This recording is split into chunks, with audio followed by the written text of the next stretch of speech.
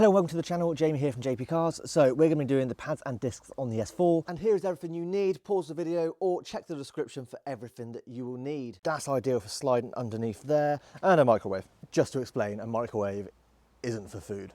Well, it is. I'm using this as a stand for the caliper. You can use anything box shaped. Then loosen off the wheel bolts, jack up the car and take the wheel off. An extra precaution is a wheel under the sill. And speaking of precautions, I don't know where I stand with this one. Turning the wheels fully to the right. I've always found that this is the best way to be able to get to the caliper, the bolts on the back, because you can actually get the breaker bar in behind. So now for the fun bit, you take this little thing out here. This is the sensor. If it doesn't come out, don't worry too much. You can get it out in a little bit. You then take that one out as well, undo this cap in behind here, and lift the sensor wire out the way. It's then a case of taking this little clip here that's attached to that wire and trying to turn it 90 degrees so you can actually get it out. But this doesn't seem to want to turn. And try and push that up so I can actually just undo the electrical connection. Oh balls. Well, it's undone. I'll leave that for now. Then to take off your caliper and slide your box next to it. In some videos, they do tell you to take this bracket off by using an M10 bolt up here and down here.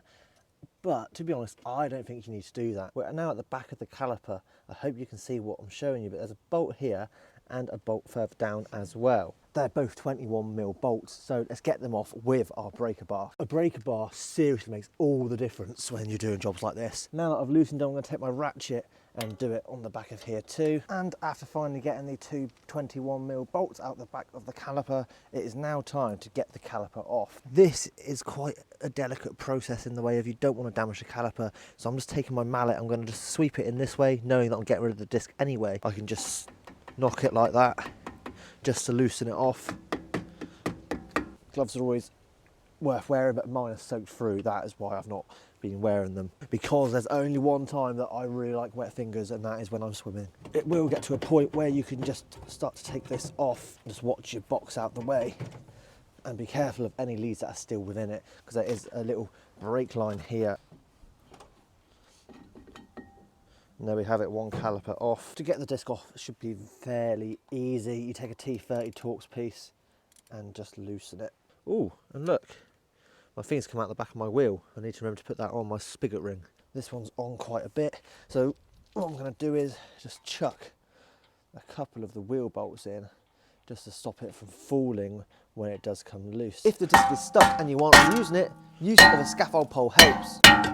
There we go, guys. Then it's time to get these two bolts out.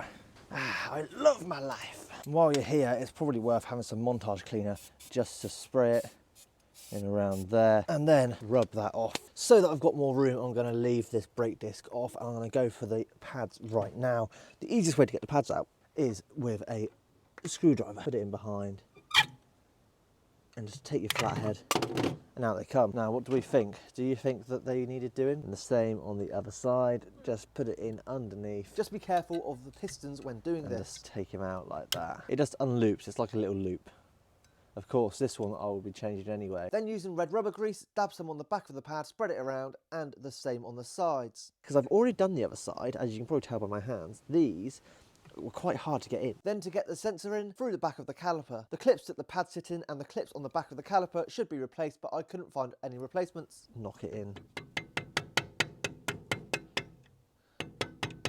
The bonnet release, lift the bonnet up a little bit, slide the opener, and up she goes. And then for the right-hand drive car, in behind the driver's side, you've then got the brake fluid level, which is already fairly full. So what I'm going to do is, because you can siphon it out, but I haven't got my siphon, so I'm just going to take some kitchen roll that's clean and just slowly push it in there, and it will just reduce the level of the brake fluid in there, allowing you to push back the caliper with the caliper rewind tool. So as you're pushing these back, the brake fluid level will be rising. So you just got to keep an eye on it and try to make sure it doesn't overflow. Now with the caliper wound, I'm going to get this brake disc back on. You've got to put it on the same way with this little dot here where the screw goes. So just wait for me. Take these out. That is one new disc on there. Then to get the rewind tool out, hold on to your caliper, move your microwave or your box, whatever. I very much doubt you've got a microwave to use. Probably the only person in the world that uses a microwave for this. With some persuasion, the caliper sits back on the rotor. And while I'm here, just clip this wire all the way back around under this little nipply bit at the top. Then tighten up the bolt. Put the cap back on the brake fluid reservoir. Turn the wheels back to straight. Remove the box or microwave out of the way and get your wheel back on. Remove the precautionary wheel and let down the jack. And here I test everything is correct, but remember, you've still got the other side to do too. So there it is, the S4 has its new pads and disc. These rotors, they should be fairly similar to OEM. I've heard that they are better than OEM, but I don't know. They are Zimmerman's if you're interested. And then the Red Stuff brake pads. I suppose anything is better than these. These are literally got like nothing to them. That's it from me. Thank you for watching the video. And I've just realised that I've obviously been rubbing my face because I've got stuff all over it.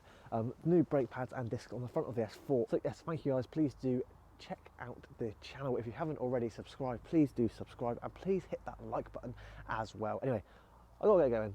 Cheers. I'll see you in a bit. Have a good one.